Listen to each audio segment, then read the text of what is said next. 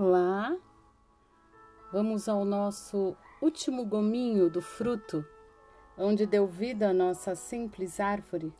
Amor, alegria, paz, longanimidade, benignidade, bondade, fidelidade, mansidão e hoje, domínio próprio. A gente está estudando Gálatas 5:22, que fala a respeito do fruto do Espírito. Eu fico refletindo e eu acho que Jesus deixou por último ali domínio próprio, também um dos mais difíceis. Mansidão, difícil, domínio próprio também. Porque eu acho que se ele tivesse colocado o domínio próprio num dos primeiros, a gente desistiria. Antes da gente começar, ele colocou o amor, depois a alegria, depois a paz, coisas mais suaves.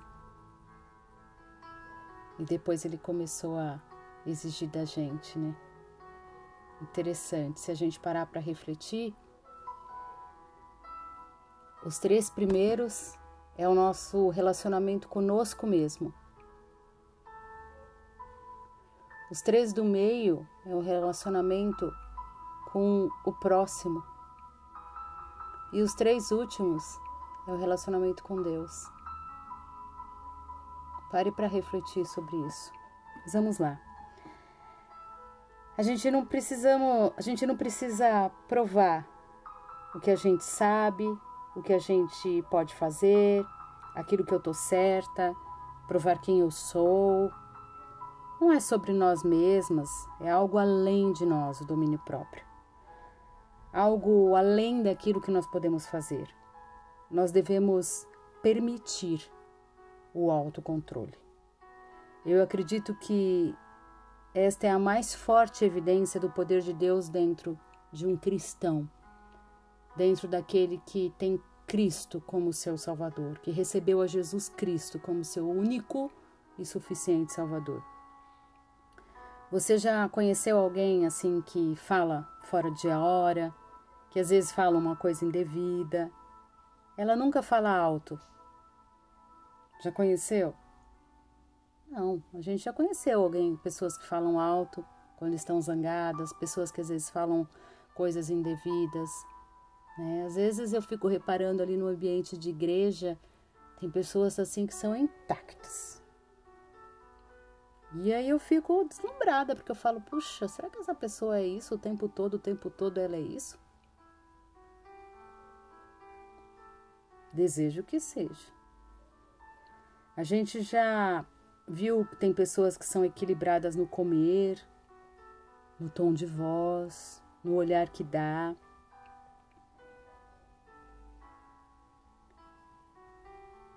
Então, eu sei que a gente comete muitos erros.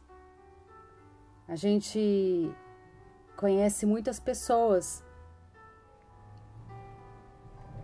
que a gente já viu sem o domínio próprio, em vários ambientes. E eu sei que eu sou humana, assim como você que está me ouvindo. E eu não tenho problema de falar dos meus erros, e eu vou cometer muitos erros ainda ao longo do caminho. Mas eu quero, assim como eu acho que você também quer, e diga isso para Deus, ser uma pessoa conhecida como uma pessoa de autocontrole. Então, a gente deseja buscar o autocontrole. Vamos pensar um pouquinho sobre o autocontrole? Bom, a respeito deste último fruto, ele é sem dúvida o mais difícil de se conquistar. Mas ele é uma obrigação. Se não entregarmos a vontade nossa nas mãos do Senhor, de Jesus Cristo, e desenvolvermos a disciplina das nossas vidas nas coisas simples, como as nossas palavras, os filmes que nós assistimos, as pessoas com as quais lidamos, os locais nos quais nós frequentamos, os tipos de vídeo que a gente assiste. Eu já falei aqui nesse estudo as coisas que a gente curte, as pessoas que a gente segue no Instagram, no Facebook. São poucas as coisas que eu curto.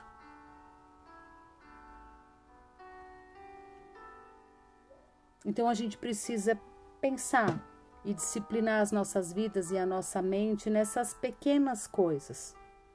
Porque senão a gente nunca vai ser capaz de disciplinar para desenvolver o nosso autocontrole espiritual em todos os outros frutos. O autocontrole é a chave. Agora não deixe o nome enganar você. Na verdade não tem absolutamente nada a ver com o eu e tudo a ver com o controle. Você deve entregar seu controle a Cristo e morrer para si mesmo para ganhar a beleza inconfundível de uma mulher com autocontrole. A palavra auto é de si mesmo, né? Então, controle de si mesmo. Que é algo dificílimo que eu estou falando. Então, a gente deve entregar esse controle nas mãos de Cristo, para que Ele nos ajude. Então, pense em algumas áreas da sua vida em que você está demonstrando autocontrole. E agora liste algumas áreas onde você não está demonstrando autocontrole. Anote algumas etapas de ação que levarão você ao caminho da disciplina que você deseja adotar. Faça uma lista de coisas que você fará para mudar essa área da sua vida. Só que você precisa dar alguns passos. Não adianta. Se isso significa que você vai realmente a ginástica, em vez de apenas falar sobre isso, faça isso. Para você, isso pode significar não falar com a sua melhor amiga sobre a situação que você sabe que não é nada além de fofoca. Pode significar não ter aquela taça habitual de sorvete às 11 horas da noite antes de dormir. Seja o que for. Escreva. Reviva na sua mente. Então amanhã volte a visitar as escrituras. Documente o seu sucesso. Reconheça como você se sente quando demonstrou disciplina nessa área e faça disso o começo de um estilo de vida. Uma pequena mudança na famosa citação de Henry Ford, que diz assim: se você sempre faz o que sempre fez, sempre será quem sempre foi. Então, às vezes a gente pensa, puxa, eu queria deixar de falar palavras torpes, palavras feias, grosseiras, até palavrões. Mas se eu nunca me disciplino a deixar, eu queria deixar de gastar com tolices. Não, eu sinto prazer em gastar. Como que eu vou? Tenho que me disciplinar. Locais que eu ainda frequento, músicas que as pessoas ainda ouvem, barulhos que alimentam a alma.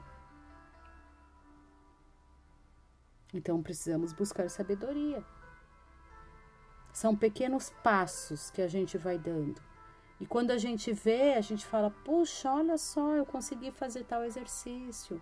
Eu consegui ir a uma academia. Não, olha, eu não gosto de academia, mas eu estou fazendo uma caminhada. Olha, eu deixei de comer tal coisa. Olha, eu deixei de falar tal palavra.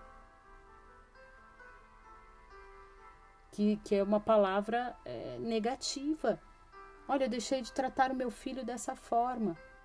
São pequenos passos que a gente vai dando, ao invés da gente desistir de tudo e não se estimular para mudança nenhuma. Então, se você sempre faz o que você sempre fez, você sempre será como você sempre foi, não adianta. Então, busque na palavra de Deus as ideias de Deus sobre o autocontrole. Peça que Ele fale diretamente ao seu coração e mostre o que Ele quer que você aprenda sobre essa disciplina. Peça a Ele para lhe dar força para fazer as mudanças que devem ser feitas. Deus vai.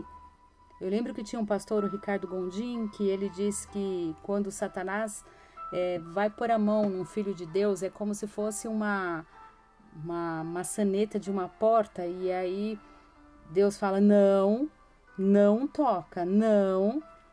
E Deus, Ele preserva aquela vida. E então a gente precisa ter esses passos. Não vou fazer tal coisa. Não vou falar palavras chulas. Não vou gritar mais. Não vou deixar de ser amorosa com meu marido, gentil. Este é o autocontrole, é o domínio que a gente tem que ter. Eu sou elétrica, eu olho e falo, Senhor, não me conforme no que o Senhor vem me transformando, é pelas tuas misericórdias mesmo. Só que a gente precisa se posicionar diante do Senhor. Elogiar mais. Tem gente que não consegue viver sem ver filmes pornográficos. Coloca isso diante do Senhor. Tem gente que não consegue viver sem o sexo ilícito, fora de um casamento ou de um namoro que não experimentou o casamento para a prática do sexo. Coloque isso, Senhor, muda. Eu quero viver debaixo da tua palavra. Eu quero viver controlada emocionalmente e espiritualmente.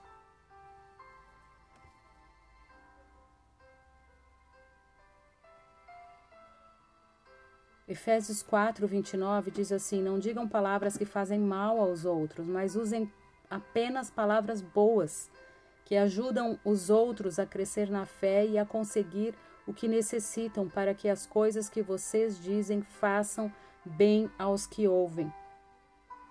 Tiago 1, 19 diz assim, lembrem disto, meus queridos irmãos, cada um esteja pronto para ouvir, mas demore para falar e para ficar com raiva.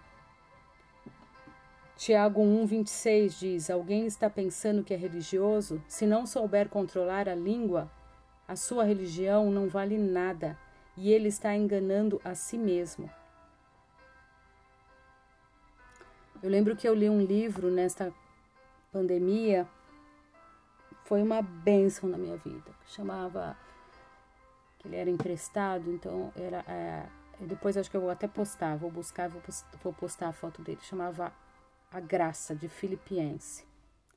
Foi um livro assim que, nossa, abriu a minha mente, falando sobre a graça de Cristo. Eu estou dizendo isso porque às vezes nós, a começar em mim, queremos ser muito corretos em muitas áreas, muitas coisas, no lidar com as coisas da igreja e esquecemos que a gente está lidando debaixo da graça de Cristo. Então, às vezes a gente é tão firme, tão duro nas nossas atitudes. Porque isso é o correto. E não é assim. Por isso que eu falo sempre a respeito do jatobá e do bambu. A gente tem que ser flexível, onde o vento bate para um lado, bate para o outro, mas a gente não larga do solo e a gente continua rígido no Senhor. O que adianta a gente ser duro? Eu sou justo, eu sou correto, eu sou isso, eu sou aquilo. A primeira tempestade que bate no jatobá, ele vai para o chão. Frondoso, forte, bonito. Não é assim. Então, que a gente possa pedir para o Senhor, Senhor, olha, que a sua graça me ensine. Jesus age com graça perante as nossas vidas. É maravilhoso esse livro. Foi transformador. Vamos orar? Querido Deus, nós te louvamos, Pai, nós bendizemos o teu nome, te agradecemos pela oportunidade deste dia, onde pudemos aprender um pouquinho a respeito de domínio próprio. Pai, quanto temos a aprender, Pai? Quanto temos com o Senhor? Porque muitas vezes nós achamos que nós estamos certos, que nós somos equilibrados e que às vezes nós estamos sendo pesados. Às vezes nós agimos dentro da igreja, fazemos milhões de coisas, mas nós não abraçamos, nós não olhamos, nós nem sabemos quem está do nosso lado. A gente entra do mesmo jeito que a gente entrou, a gente sai. Pai, em nome de Jesus, toma o controle das nossas vidas, tira das nossas mãos, nos ajuda a ter o domínio das nossas emoções, no sentido de sabermos que estamos fazendo em algumas áreas que não estão certas. Em nome de Jesus, Pai, nos dá sensibilidade para que o Senhor fale e nós possamos ouvir diretamente no nosso coração e que possamos aprender a respeito de disciplina e que o Senhor nos dê força para mudar, Pai. Nós queremos mudar, nós não queremos fazer o que temos sempre feito, porque nós não queremos ser quem sempre fomos. Nós queremos ser mudadas pelo Senhor, com o Senhor e por Cristo. Em nome de Jesus, Pai, nos dê sabedoria e domínio próprio. Obrigada. Amém. Deus te abençoe.